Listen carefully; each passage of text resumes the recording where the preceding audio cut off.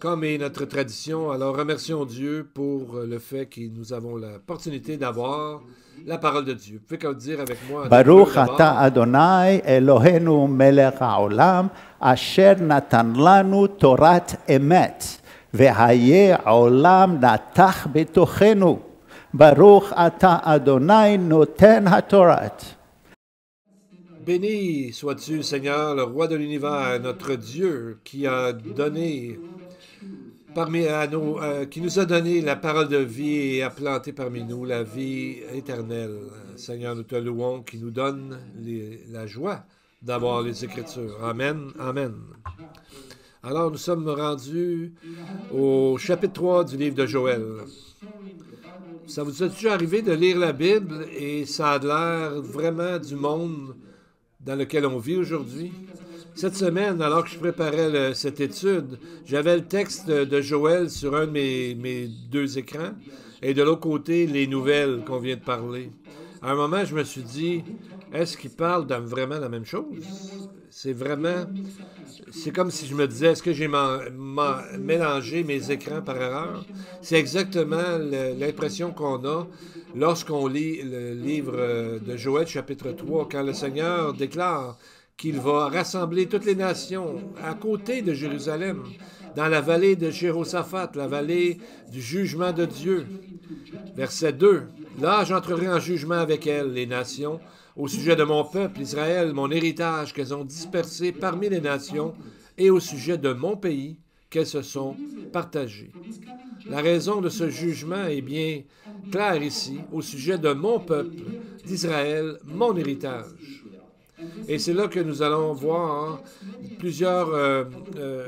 la première de plusieurs fois que nous allons voir la préposition de possession, le moi, my, mon, qui apparaît 18 fois dans le livre de Joël. Ici, le Seigneur, lorsqu'il parle d'Israël, il dit « mon pays » 2 fois. 4 fois, il appelle Israël « mon peuple ». Et il ajoute que le peuple juif sont son héritage, mon vin, mon figuier. Et 2 fois, il parle de Jérusalem, du mont du Temple, un endroit, et il appelle ça ma montagne sainte. C'est à lui. Et il considère ce pays d'Israël comme étant son argent, son or, mon précieux trésor, dit le Seigneur. Donc, on voit ce verset de Joël 3.2, « Mon pays, qu'elles se sont partagées. » Est-ce que ce n'est pas exactement ce qui est en train d'arriver aujourd'hui? Il divise le côté, la Cisjordanie, il divise la bande de Gaza, essayer de créer une nouvelle nation dans le pays même où Dieu a donné ça à Israël dans les Écritures. L'ONU a voté ce mois-ci 157 des 193 membres de l'ONU ont déclaré leur intention de reconnaître un autre État dans le pays de Dieu. C'est plus de 80% des nations, ça. D'avoir un autre pays, d'avoir la double les gens qui vont vivre ensemble dans le même pays.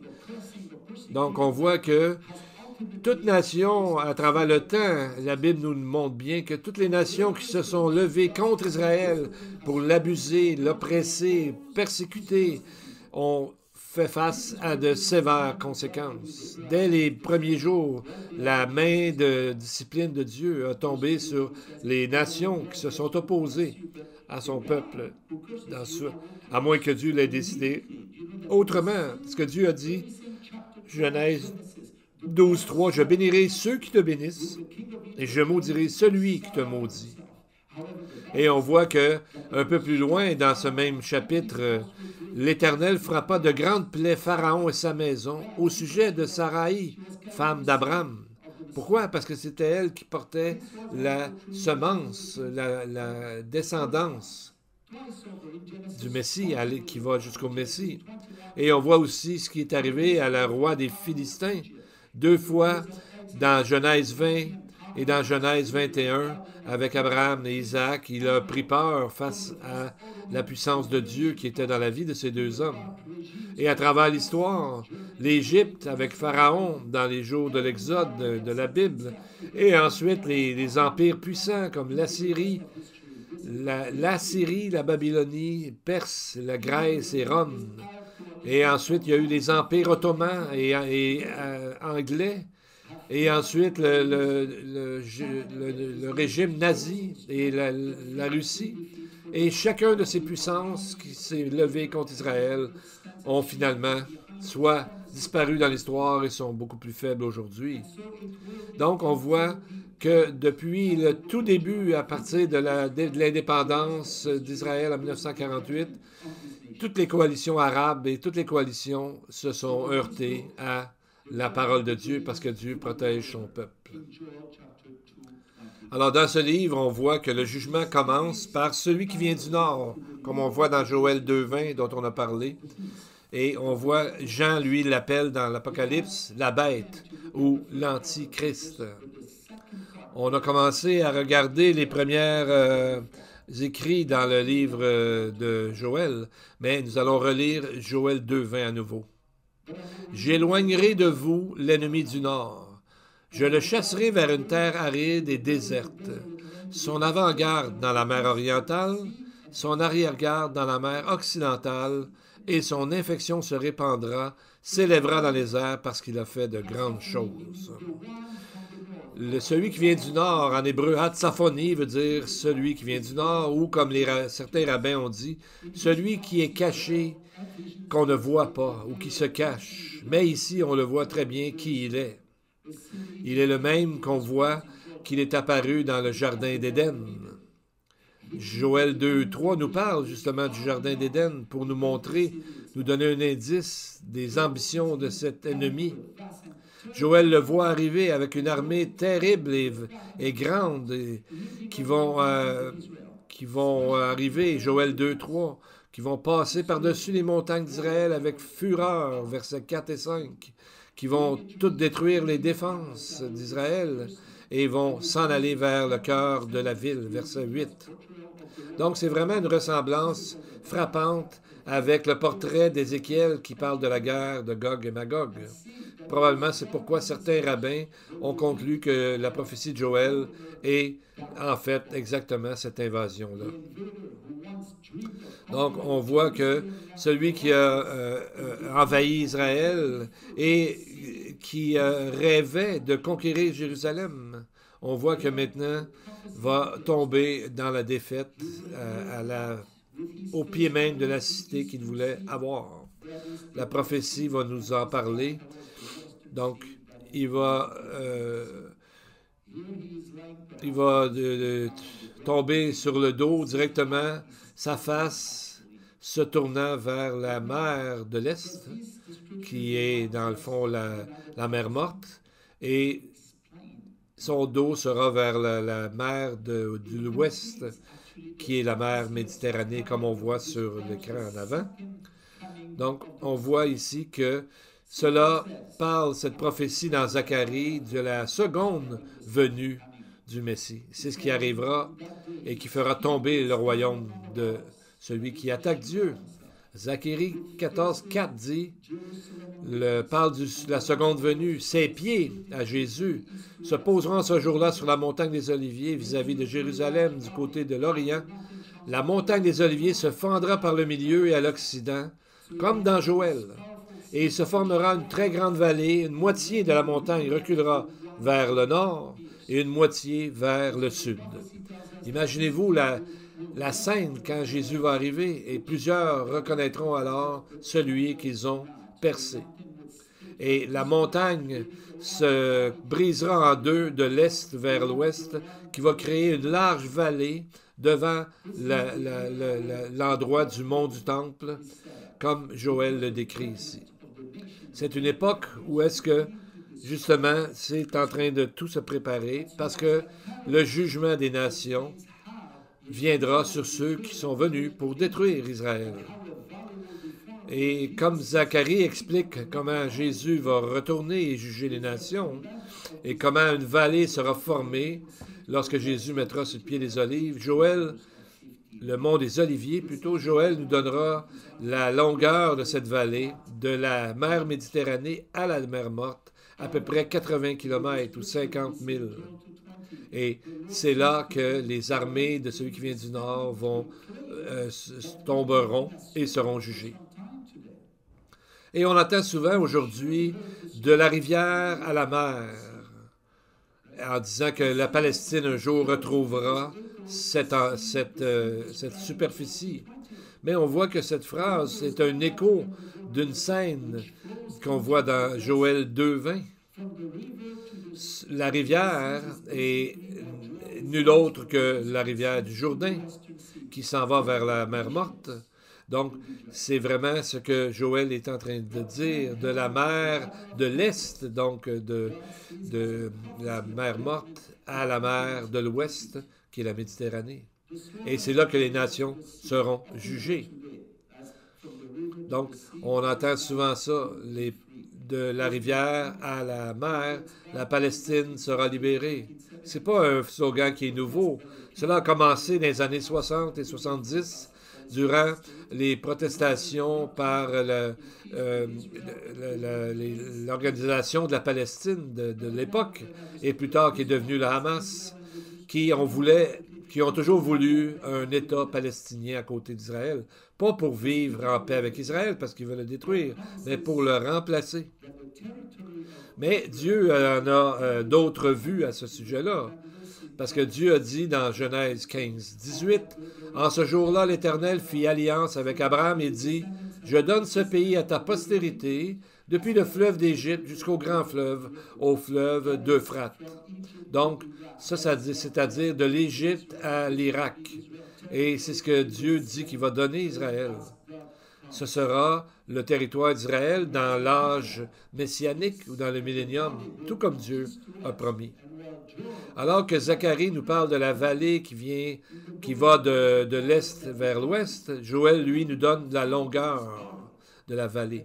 Et Jean, lui, nous dit que dans l'Apocalypse, que les armées ne seront pas seulement dans cette vallée, mais tout partout à travers Israël. Apocalypse 14:20 nous dit « La cuve fut foulée hors de la ville, et du sang sortit de la cuve jusqu'aux morts des chevaux, sur une étendue de 1600 stades, 200 000. Donc, 200 000 ou 322 kilomètres qui représentent environ tout le pays d'Israël de la frontière nord avec le Liban jusqu'à la pointe complètement au sud, dans Eilat. Les armées vont couvrir tout le pays d'Israël, comme la cité que Jean mentionne dans le verset, qui est au plein centre, qui est quoi? Jérusalem. C'est pas étonnant que ça prendra 7 ans de nettoyage durant laquelle Israël va utiliser les armes de Gog et Magog comme étant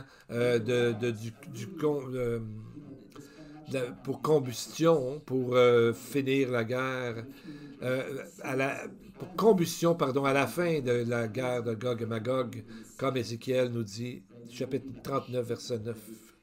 Un rabbin comme Malbim a dit que ça prendra un temps de nettoyage avant que le temps messianique commence. Ils appellent ça un cycle de sabbat, le Shemitah. Un cycle de sabbat de 7 ans. Donc, en plus, il nomme la vallée dans le texte. Joël 3:2. On appelle ça, dans le texte, la vallée de Jéhoshaphat. Et dans verset 14, 2 fois, on fait référence à cette même vallée comme étant la vallée de décision. En hébreu, c'est Yehoshaphat veut dire Yahvé juge. La vallée représente donc l'endroit d'un jugement divin. Il est mentionné 2 fois ici et dans le verset 12, car le Seigneur dit « Là, je siégerai pour juger toutes les nations d'alentour. » À nul endroit dans l'Ancien Testament, cette vallée est-elle mentionnée, excepté ici. Donc, on ne sait pas exactement où c'est, jusqu'à ce que nous regardons en parallèle un texte de Zacharie. Ça ne correspond pas à la vallée qui et sera créé quand Jésus va mettre son pied sur le mont des Oliviers. Traditionnellement, la vallée de Jéhoshaphat a été identifiée par les Juifs et les chrétiens comme la partie de la vallée du Kidron entre le mont des Oliviers et Jérusalem, la même vallée qui se trouve entre les deux mers. Et le mot décision dans l'hébreu est arus. Ça veut dire la même chose. Ça vient du mot aras qui veut dire de couper, de déterminer et en fait de juger. Et quant au nombre de soldats, le verset 14 nous parle de multitudes. Des multitudes, ça veut dire que non seulement une grande foule, mais un nombre incalculable quasiment. Les armées des nations seront en convergence, iront vers Jérusalem, et parce que c'est un endroit très plat et il va y avoir beaucoup de gens qui vont être là. Donc, encore, ils vont être contre Israël, comme on a dit dans notre texte. Maintenant, qu'est-ce qu'on doit faire, nous, avec des prophéties aussi puissantes? Le Seigneur ne nous révèle pas ces choses-là pour qu'on demeure silencieux ou passif. Il commande aux prophètes et, par extension, chaque croyant d'élever ce message parmi les nations. Joël 3,9 nous dit « Publiez ces choses parmi les nations. Préparez-vous pour la guerre. » Donc, s'il y a vraiment un moment d'écouter cet appel, c'est vraiment maintenant, avec tout ce qu'on voit dans le monde présentement. Mais il y a une chose de vraiment frappant ici. Remarquez que le Seigneur semble s'adresser à toutes ces nations qu'on appelle aujourd'hui les Nations Unies. Voyez-vous, verset 10, chapitre 3, il leur dit « De vos hoyaux, forgez des épées, et de vos serpes, des lances, que le faible dise, je suis fort. » Qu'est-ce qui est inhabituel au sujet de ce verset-là? Ici, dans le fond, on voit que Dieu parle avec une ironie divine, qu'on pourrait appeler.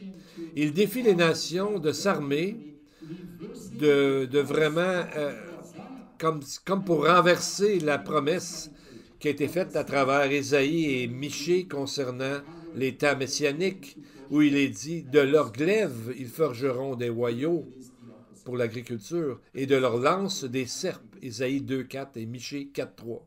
On voit qu'ici, c'est le contraire. Mais ce n'est pas là qu'est l'ironie. L'ironie est que, dans le fond, l'Organisation des États-Unis ont ce qu'ils appellent le mur d'Ésaïe, qui est exactement de l'autre côté de la rue du building de l'Organisation des Nations Unies à New York. Et c'est là qu'on lit « Une nation ne tirera plus l'épée contre une autre, et l'on n'apprendra plus la guerre. » Mais Dieu a renversé ces mots dans Joël, et à place, il leur demande de se forger des épées, et avec des serpes, des lances. Mais l'ironie va encore plus loin, parce que quand on lit ça, on se dit c'est quoi au juste? Il y a quelque chose qui manque. Bien, on a enlevé Dieu de ce verset-là. Ils ont enlevé la première partie du verset.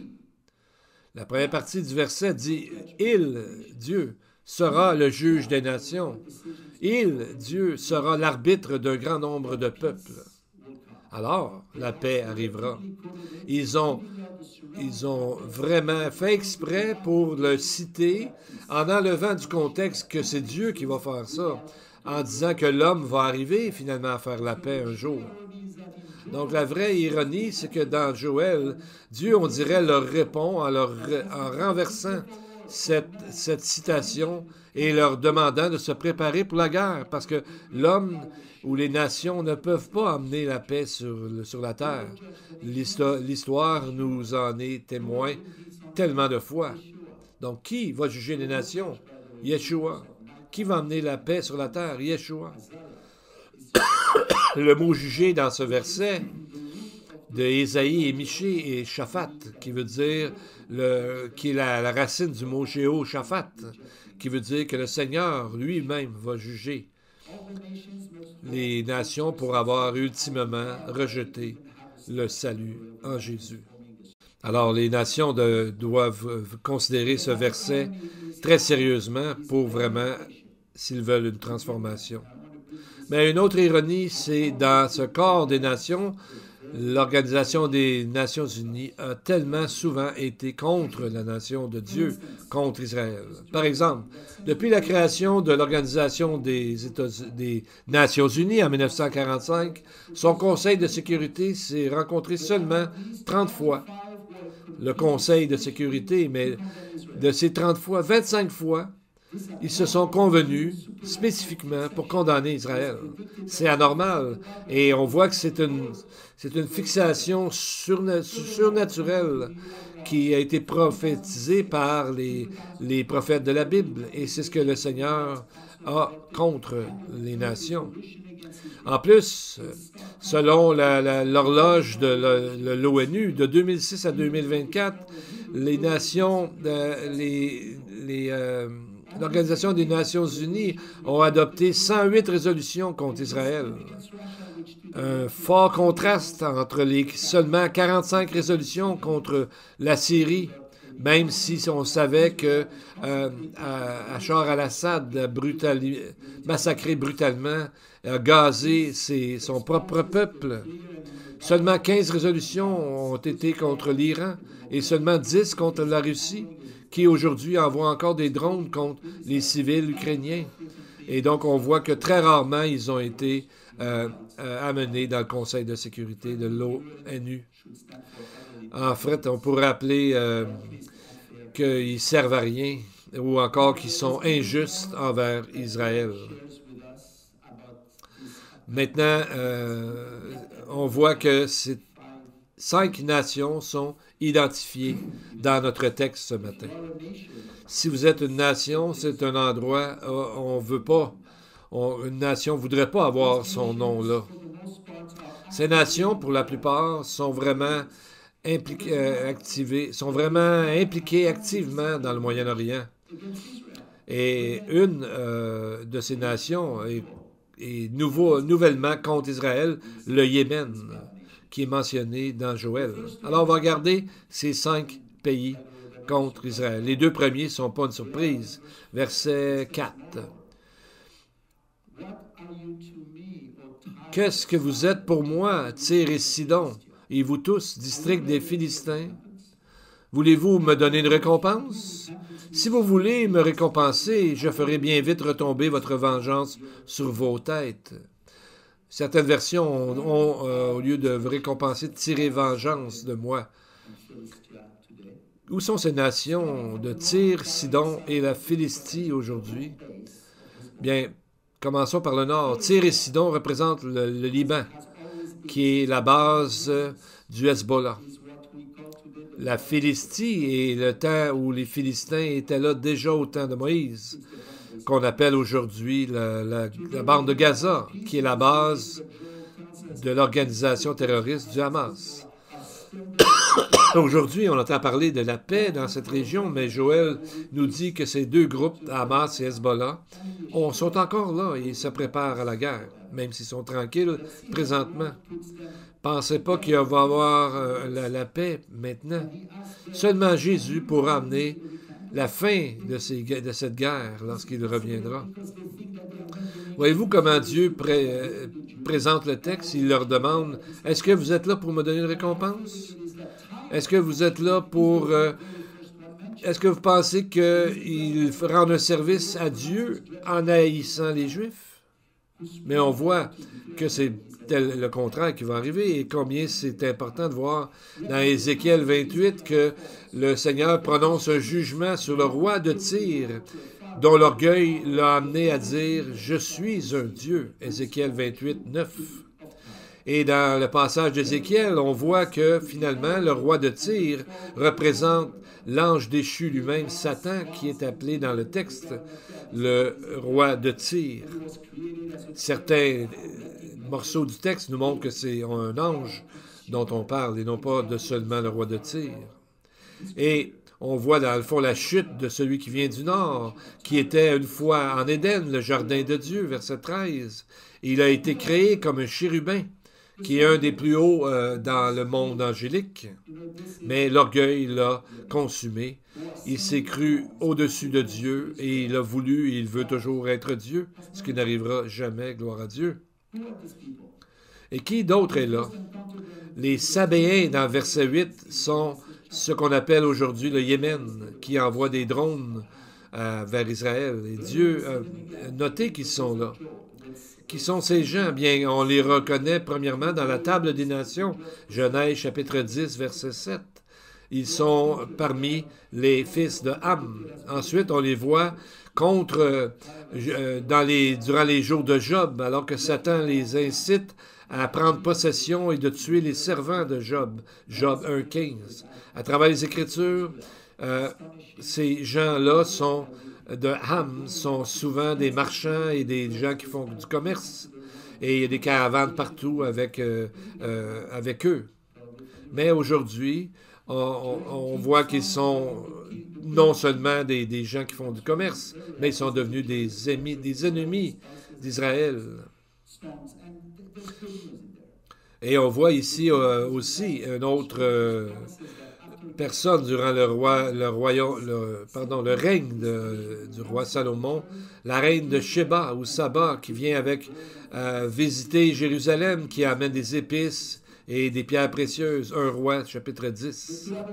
Et on voit encore d'autres gens qui vont se tourner vers le Dieu d'Israël et vont l'emmener des cadeaux, comme on voit dans Ésaïe 60, verset 6, pour rendre hommage à Dieu.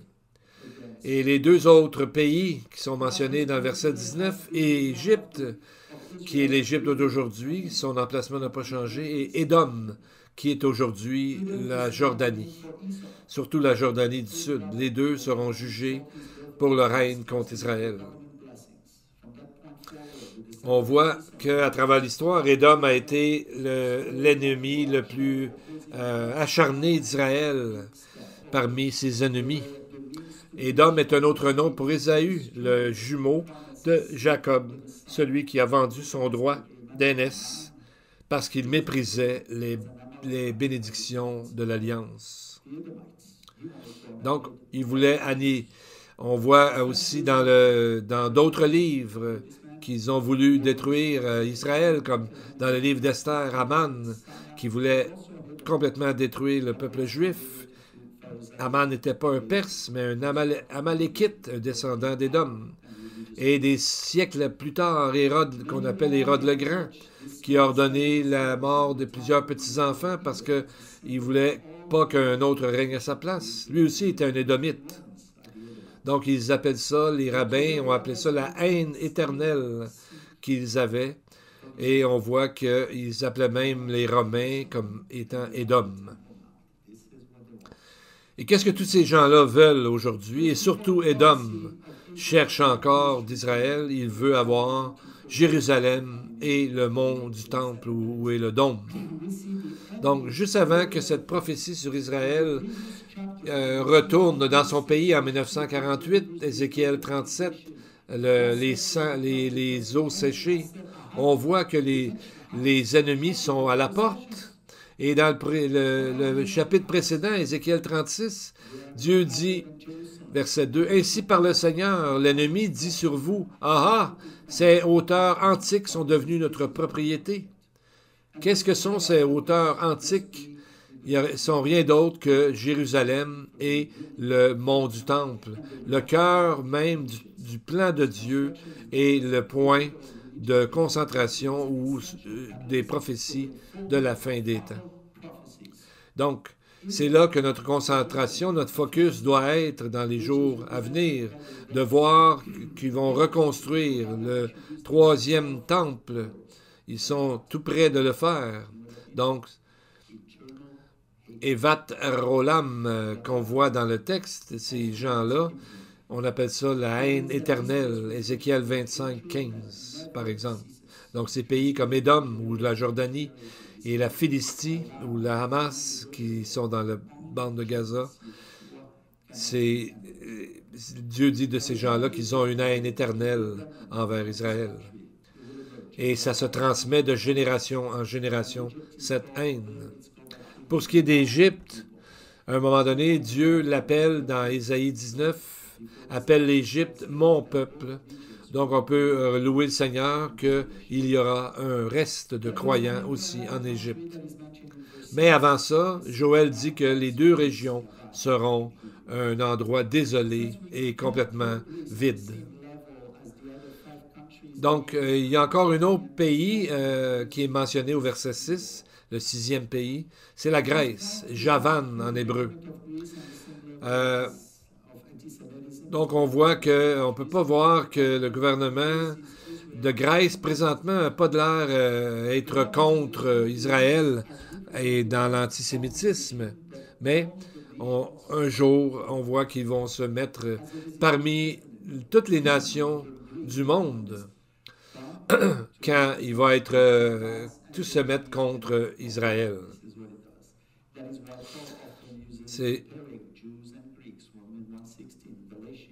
Les rabbins comprenaient que la Grèce représentait dans certains textes toutes les autres nations du monde.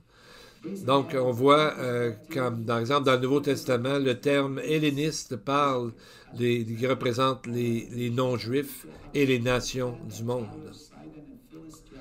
Maintenant, comment comprendre que Tyr, Sidon et la Philistie, comme nous lisons dans Joël 3,6, il est dit, « Vous avez vendu les enfants de Juda et de Jérusalem aux enfants de Javan, afin de les éloigner de leur territoire. » Bien, comment pourrait-il les vendre aux Grecs? Peut-être c'est une prophétie qui va arriver durant la tribulation, mais c'est possible de voir qu'ils ont déjà vendu Israël.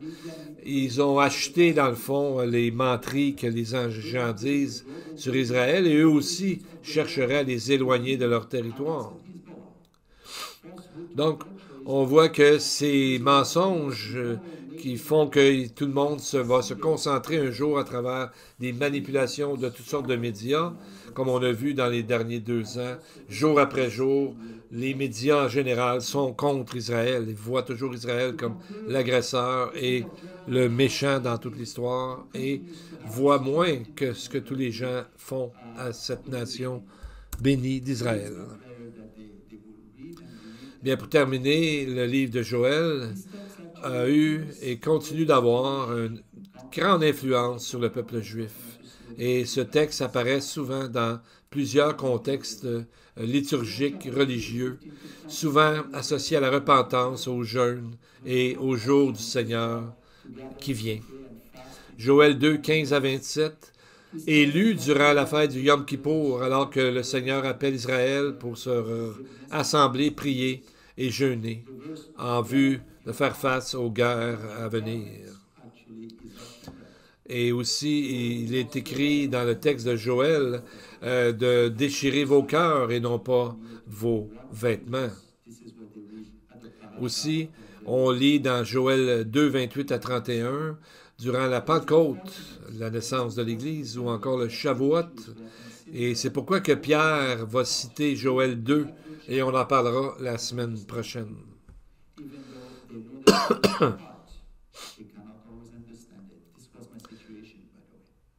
Bien, souvent, les gens qui vont à la synagogue, apprennent la Bible par cœur dans l'Ancien Testament, mais souvent, ils connaissent les prières par cœur, mais ils ne connaissent pas la Bible, ce que la Bible enseigne sur tout ça et comment Dieu agit à travers la fin des temps. Pour terminer, que ferons-nous avec toutes ces prophéties? Je me souviens une fois que je m'en allais sur l'autoroute et j'ai vu des lumières de frein bien en avant de moi. Mais de où je voyais pas que rien de grave était arrivé, mais les autos derrière moi ont commencé à aller plus vite, m'ont dépassé. Mon travail, c'était pas juste de décrire ce que j'ai vu, c'était aussi de mettre les freins pour avertir ceux derrière moi. Et c'est ce que Joël fait dans son écriture. C'est ce qu'il est en train de dire avec urgence. Stop, arrêtez, retournez vers Dieu avant qu'il soit trop tard. C'est un peu la même façon. Nous devons avertir les autres alentour de nous. Amen. Alors, prions. Je vais prier une ancienne prière ici. Donnons gloire au Dieu très haut, qui soit béni, lui qui est incomparable, grand en sainteté, et qui fait des choses merveilleuses. Nous te bénissons, ô Seigneur notre Dieu, et le Dieu de nos pères, Dieu d'Abraham, d'Isaac et de Jacob, le Dieu Tout-Puissant, le Très-Haut, le Seigneur des cieux et de la terre, notre bouclier et notre forteresse, comme il l'a été pour nos pères, le Dieu qui chaque jour fait grandir notre fidélité. Béni sois-tu, ô Dieu, qui est le bouclier de quiconque vient humblement avec toi, à toi avec un cœur repentant. Aujourd'hui, nous avons vu comment certaines actions t'affectent, et pourtant tu demeures toujours d'un amour si patient, ne voulant qu'aucun ne périsse et qui prend grand soin de ton peuple et tous ceux qui te connaissent à travers Jésus-Christ, le Messie. Seigneur, bénis chacun de nous et continue de nous montrer toutes ces choses dans ta parole que tu veux nous montrer. Mets ta main guérissante sur les gens qui souffrent et qui s'attendent à toi. Que ton esprit repose sur ceux et celles qui souffrent, qui passent un temps difficile. Donne-leur de l'espérance et de la joie. Que ton salut brille et interpelle quiconque n'est pas sauvé aujourd'hui encore. Fais-leur voir qui est véritablement Jésus, qui les appelle au salut. Que l'Éternel te bénisse et qu'il te garde. Que l'Éternel fasse luire sa face sur toi, qu'il t'accorde sa grâce, qu'il tourne sa face vers toi et qu'il te donne la paix. Amen et Amen. Que Dieu vous bénisse tous. Amen.